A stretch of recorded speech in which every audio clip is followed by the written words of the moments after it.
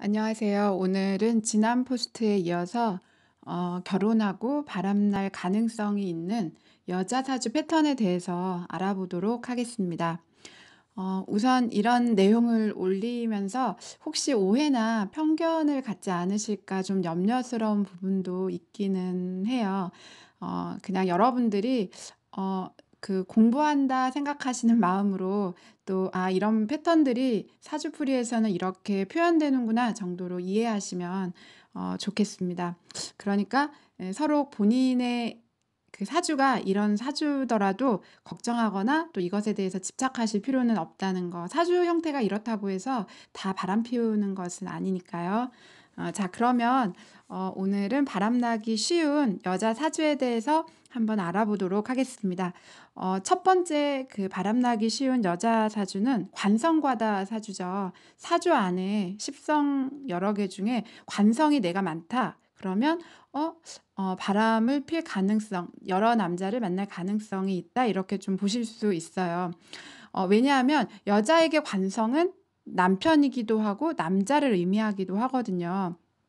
그래서 우선 기본적으로 관성이 많으면 주변에 남자들이 많다.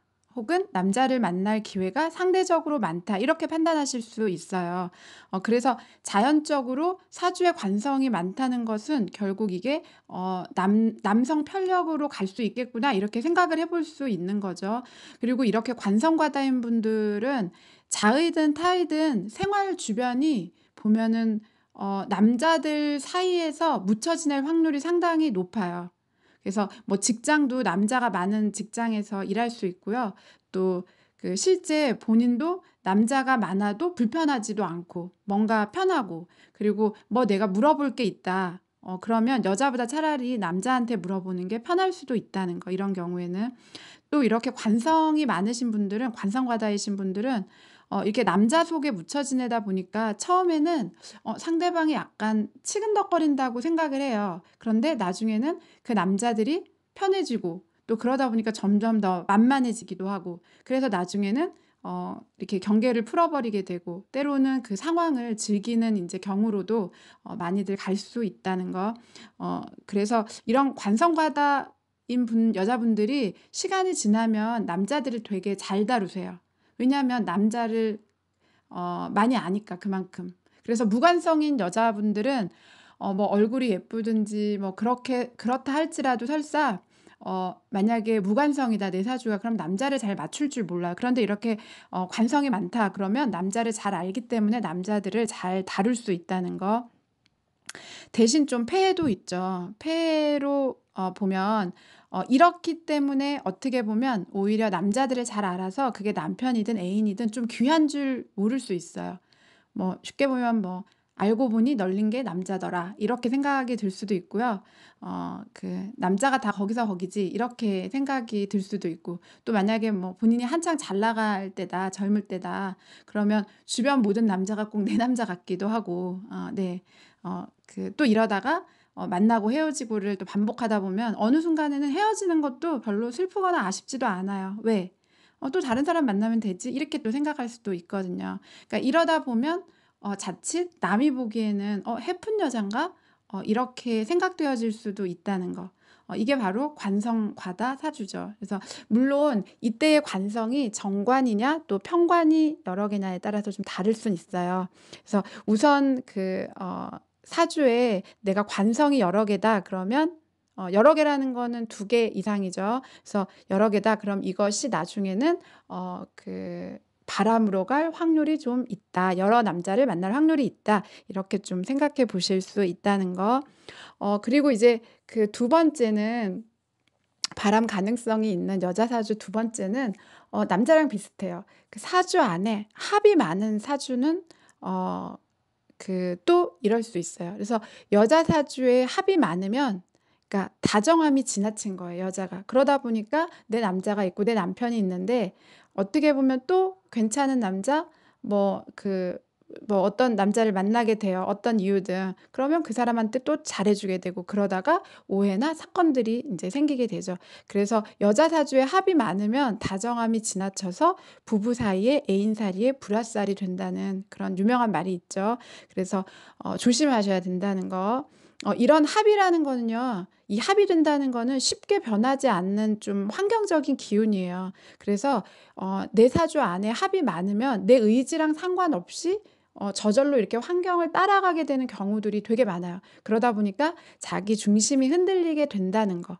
뭐 예를 들면 삼합이든 방합이든 특히 육합 이런 거 굉장히 관련이 있죠. 그래서 이렇게 합이 많은 사주들도 바람필 가능성이 있다는 거 그냥 염두에 두시기 바랍니다. 그다음 세 번째는 합은 합인데 이게 일지의 지장간에서 하는 암합이 생길 경우 또 이런 경우들이 상당히 많이 있죠.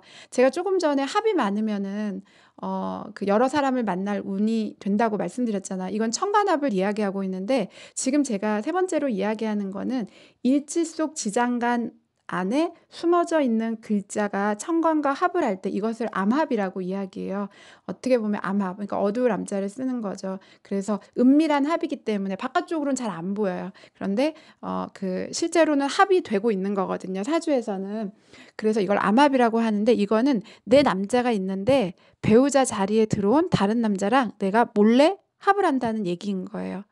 어 이걸 또 다른 말로 말하면 내가 솔로인데 임자가 있는 사람을 만날 수도 있고요. 이 상황이 들어오면 내가 임자가 있는 사람이지만 다른 사람을 만날 수도 있다는 그런 이야기예요. 그래서 이런 암합이면서도 아까 이야기했던 천간합이면서도 암합이다.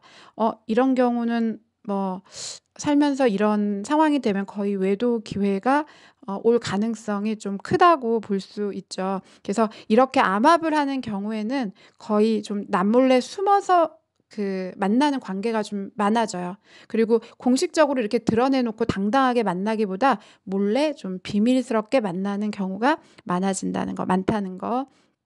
그리고 설사 사주 안 지장간 안에 지지 안에 암합이 없어도요. 일지를 기준으로 해서 대운이나 세운에 이 암합이 들어오면 뭐 자신이 됐든 배우자가 됐든 새로운 사람을 만날 가능성이 생길 수도 있다. 이렇게 볼 수도 있다는 거. 굳이 좀 예를 들어 드리자면 일주로 봤을 때는 뭐 을사일주 여자분이에요. 을사일주, 신사일주, 계사일주 같은 경우에는 그 일주 지지에 사화를 깔고 있거든요. 그러니까 이 사화 속 지장간에는 병화, 경금, 무토 있어요. 그래서 이 세 글자는 암합 가능성이 상당히 크죠. 그러니까 을사일주, 신사일주, 계사일주 여성분들은 좀 유의하셔야 될 것 같고요. 또 계해일주, 정해일주, 기해일주인 경우에도 일지에 해수를 깔고 있는 경우인데 이 해수 속 지장간에도 임수, 무토, 간목 이렇게 들어가 있어요. 그래서 암합 가능성이 상당히 좀 있죠. 그러니까 유의하시기를 바라겠습니다. 그리고 이렇게 그 사주 속에 내 사주 속에서 암합이든 천간합이든 이 합을 할 때 내가 어떤 위치에서 합을 했는지에 따라 가지고 쉽게 말하면 그러니까 바람 피울 가능성의 정도가 심한 건지 약한 건지도 조금 판단할 수 있다는 거. 뭐 예를 들면 그게 월간인지 시간인지 연간에서 투출되었는지에 따라 가지고 정도가 좀 달라진다는 거 좀 말씀드리고 싶고요. 예를 들면 똑같이 투출되어 있는데 만약에 뭐 그 정관으로 투출되어 있다. 그러면은 그 쟁합이 되기 때문에 작용력은 좀 약해져요. 아니면은 뭐 정관, 편관으로 투출되어 있는 경우는 이게 이제 관살 혼잡이니까 쉽게 말하면 이럴까 저럴까 고민하죠. 만날까 말까 이러면서 이제 사건이 이루어질 수 있는 거고요. 만약에 편관으로 투출되었을 때는 힘이 2배예요. 편관의 힘은 강력하기 때문에 그것도 합이 아닌 충으로 만약에 투출되었다 그러면 어떻게 보면 좀 더 격렬하게 불꽃처럼 일어나서 어떻게 보면 좀 모진 풍파가 예고될 수 있기 때문에 또 이런 경우에 속하는 분들은 알고 계시면 좋을 것 같습니다.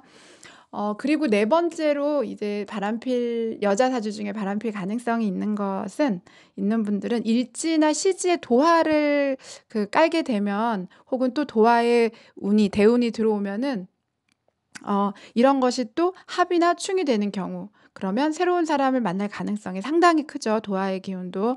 그리고 이 도화 자체가 그 주목받는 힘이 되기 때문에 본인은 가만히 있고 싶어도 다른 사람이 나를 가만히 두지를 않아요. 그만큼 인기 있는 그 힘이거든요. 그래서 이렇게 내 사주에 도화의 기운이 있다. 그것도 뭐 일지 안에 들어있다. 그러면 본인이 알아서 도화의 기운을 잘 사용하시는 게 좋을 것 같아요. 특히 이런 도화가 역마와 같이 붙어 있다. 역마살이라고 하죠. 그러면 좀 색기가 있을 수 있어요. 그 사람 자체가. 그러다 보면 내가 만나는 사람과 여자분들은 내가 만나는 사람과 쉽게 말하면 좀 도망갈 수 있다? 이렇게도 좀 볼 수 있다는 거. 만약에 그때 공망인 기운이다 그러면은 좀 길하죠. 예, 그래서 알고 계셨으면 좋겠습니다. 그리고 또 화계. 진술충미가 지지 안에 많이 있는 경우도 뭐 반드시 바람을 핀다 이건 아니지만 사람을 만날 확률이 상당히 높기 때문에 중재 역할을 하시는 분들이 많아요. 이 진술충미를 깔고 있으면. 그러기 때문에 바람을 필 만한 경향을 좀 가지고 있다 이렇게도 보실 수 있다는 거. 오늘은 여자 사주 중심으로 바람날 가능성이 있는 사주를 알아보았습니다. 다음에는 그 남자 여자 사주 재관 외에 바람 가능성을 좀 살펴볼 수 있는 그런 패턴들을 한 번 더 말씀을 드리도록 하겠습니다. 지난 남자 사주에서 말씀드린 것처럼 나를 알고 상대를 알면 100점 무태라고 하였습니다. 그래서 100번 싸울 일이 있더라도 여러분들이 위태롭지 않으시길 바랍니다. 감사합니다.